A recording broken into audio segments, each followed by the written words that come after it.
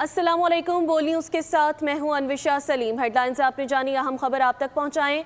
कौमी इक्तिसादी काउंसिल का आज होने वाला इजलास मुलतवी कर दिया गया है। कौमी इक्तिसादी काउंसिल का इजलास कल 11:30 बजे होगा।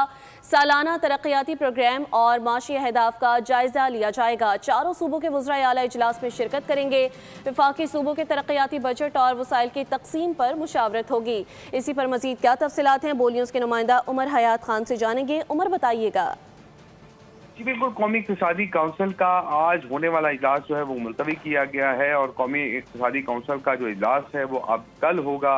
वज़ीर-ए-आज़म शहबाज शरीफ ने ये इजलास जो है वो कल तलब किया है। 11:30 बजे वज़ीर-ए-आज़म हाउस में ये मीटिंग होगी और उसमें जो है वो नायब वज़ीर-ए-आज़म और वज़ीर ख़ारजा इसहाक़ डार शरीक होंगे, वज़ीर ख़ज़ाना शरीक होंगे, वज़ीर मनसूबाबंदी और तरक्की शरीक होंगे, वज़ीर दिफा शरीक होंगे और साथ साथ जो चारों सूबों के वज़राए आला और वज़राए ख़ज़ाना भी शरीक होंगे। आज़ाद कश्मीर के जो वज़ीर-ए-आज़म हैं वो और इसके साथ साथ गिलगित बल्तिस्तान के जो केयर टेकर चीफ मिनिस्टर हैं वो भी इस इजलास में शरीक होंगे।